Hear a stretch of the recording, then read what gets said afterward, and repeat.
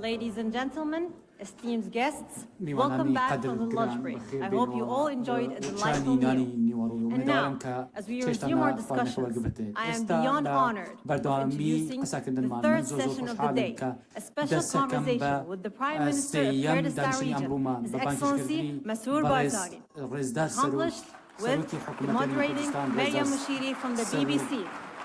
سروكي كردستان مسرور بارزاني سروكي حكومتين كردستان مسرور بارزاني با إدارة داني بانلاي باب فرمي بسر ستيج بإدارة داني للاين خاتو مشيري كذا بي بي سي وهاتو.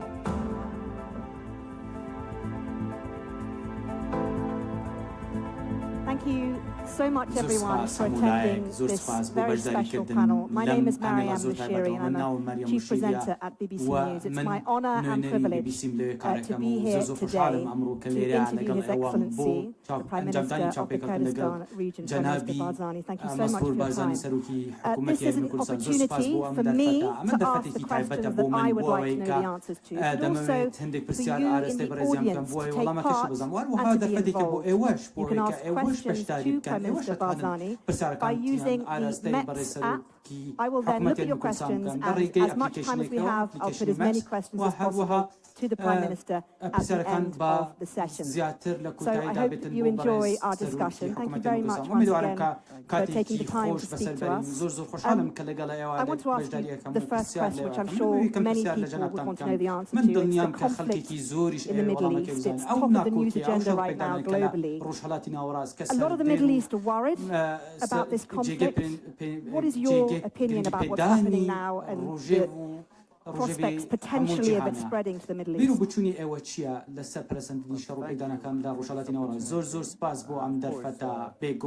We as a nation have been through so many different wars. Let me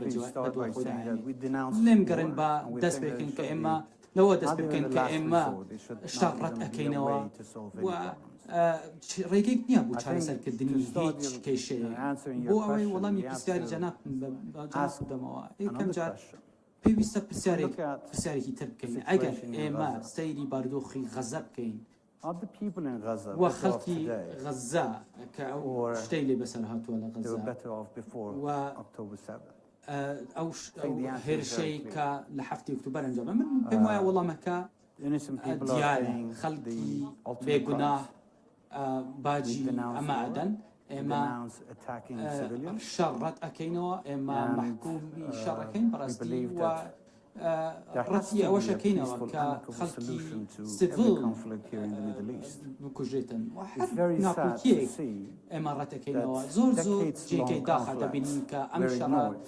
چندین ساله که پشگوی خراون و امنا کوکیانا پشگوی خراون تاکو گشته او حدی که شرکا فراکن لحال اگر اما باشی کشکان بکین وکو دوینی جوتان اگر ما کاتمان حبیتن پیوسته بر کشکان بر لوی که تشنه بسنن بر لوی که بمنا رو برو بسن و زی چهار سن بکین لو کاته که دست بیاکن پیوسته دزانیم که پیش بینی چی اکنون و چی کتایی دیتن بلام پیوسته دنیا بینو که قربانی کان هر خلقی سیفلن و جانی خلقی سیفل پیوسته بپاریز ریتن لحر شوینی ریتن اما بکمان اما عموما براستی جیکی او اشتروناکو کانه جیکی نگرانی ایمان که دەکرێت پێشەکەشێت شوێنەکانی ڕۆژهەڵاتی ناوەڕاست ئێمە زۆر ئاگاداری بارودۆخەکەین و ئومێدەوارین کە کۆتایی بە شەڕەکە بێتن چارەسەری ئاشتیانە بخرێنە ڕوو بۆ